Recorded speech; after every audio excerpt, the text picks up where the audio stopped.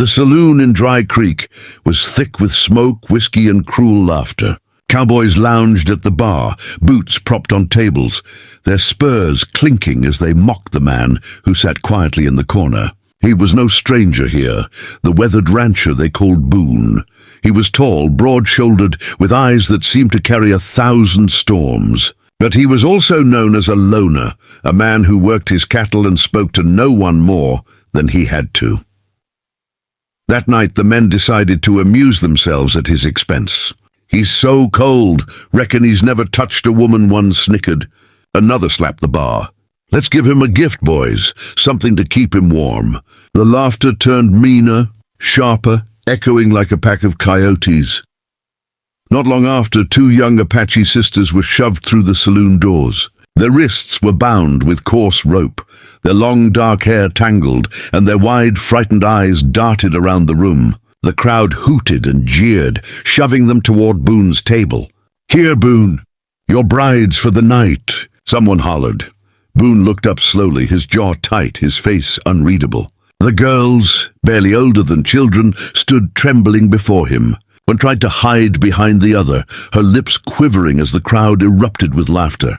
Boone rose, his chair scraping the wooden floor. He reached out, not to strike, but to gently cut the rope from their wrists with the blade he always carried. The saloon went quiet, watching. His voice was low, but it cut through the room like thunder. "They're not your joke," he said, glaring at the men. "Not your toys." He put his coat around the girls' shoulders and guided them out the door. The crowd murmured, stunned at his defiance. By the time the sun rose over the plains, Boone sat on the porch of his cabin, the sisters asleep inside on his bed while he kept watch. The prairie stretched endless before him, silent except for the call of a lone hawk. And when his neighbors came riding by, smirking, asking what he thought of their gift, Boone's reply was calm and steady. "They're my wives now." The men laughed harder, thinking him mad. But Boone's eyes didn't flinch, and his words were not a jest. For once in his life, he had spoken a vow. The sun over Dry Creek carried no warmth that week. By the second morning, everyone in town was buzzing about Boone.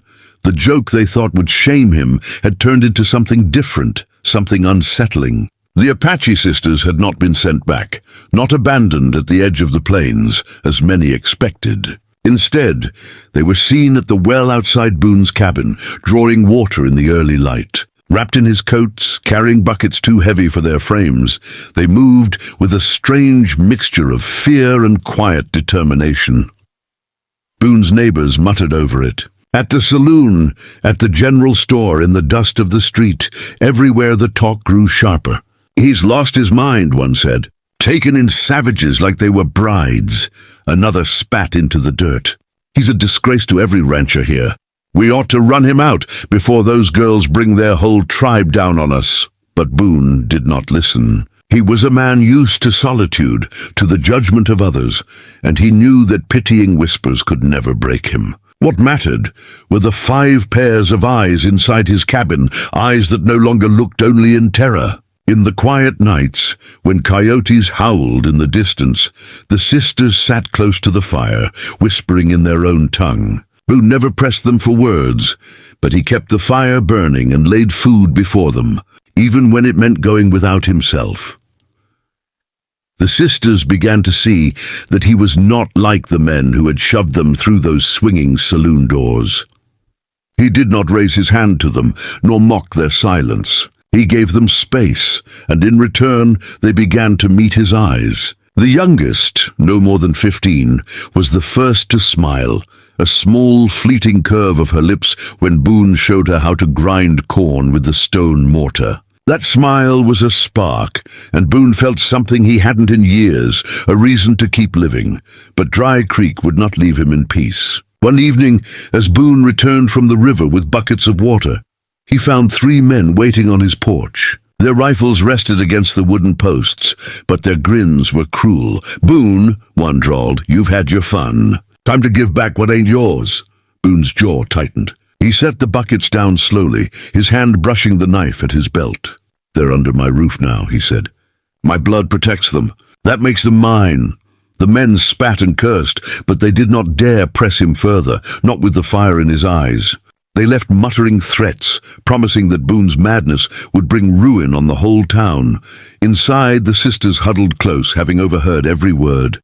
For the first time, the eldest reached out, laying her hand gently on Boone's arm. It was a gesture of trust, of silent gratitude. Boone looked at her hand, then at her face, and though no words passed between them, something unbreakable was forged in that moment.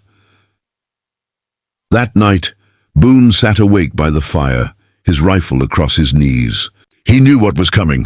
Men did not forgive what they could not control, and Boone had just told all of Dry Creek that their cruelty no longer had dominion. The West was a place where strength was measured by what a man would protect, and Boone had declared the sisters as his own blood.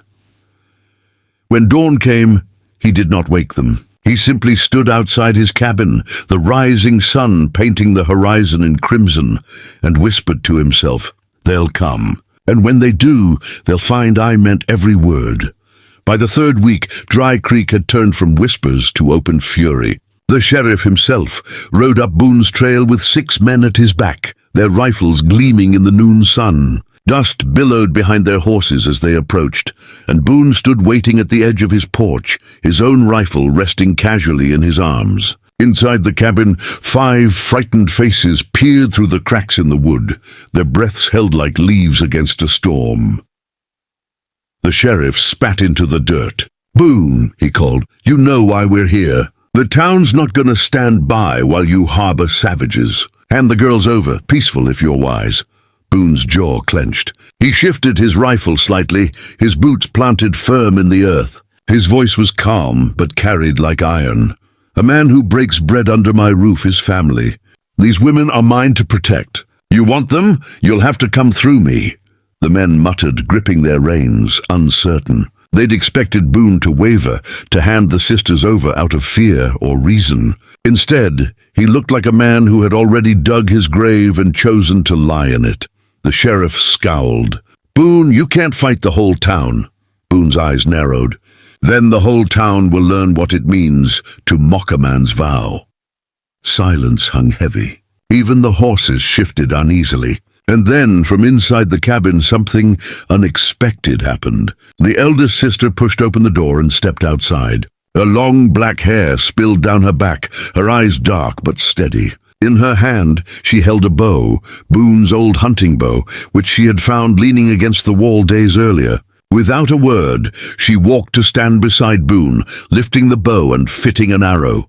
Gasps rippled through the riders.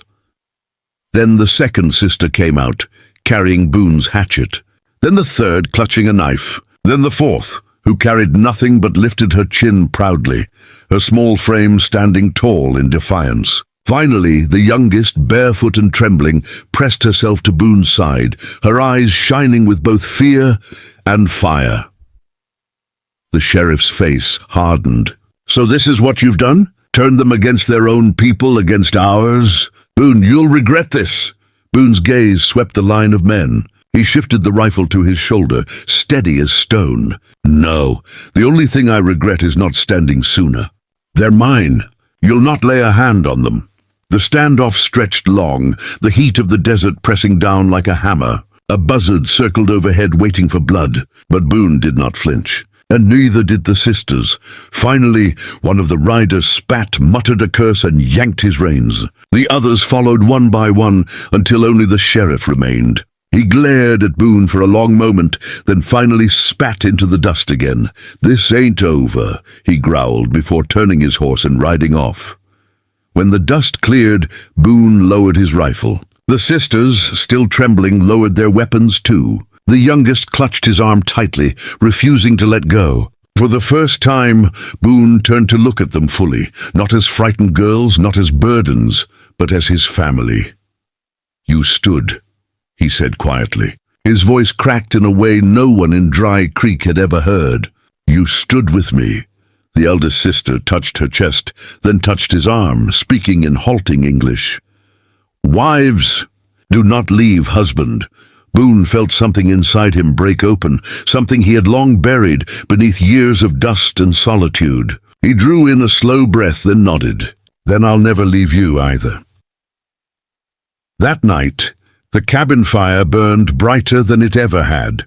The sisters sat close, their voices weaving songs of their people, while Boone listened in silence, his weathered face lit by the flickering glow. Outside, the prairie wind carried the sound away, over the hills, into the heart of a land that would never forget what had happened on that porch.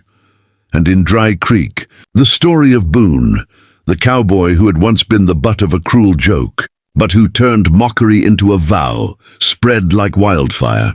They called him mad, they called him foolish, but no man ever again dared to lay a hand on those 5 Apache sisters. Boone had claimed them,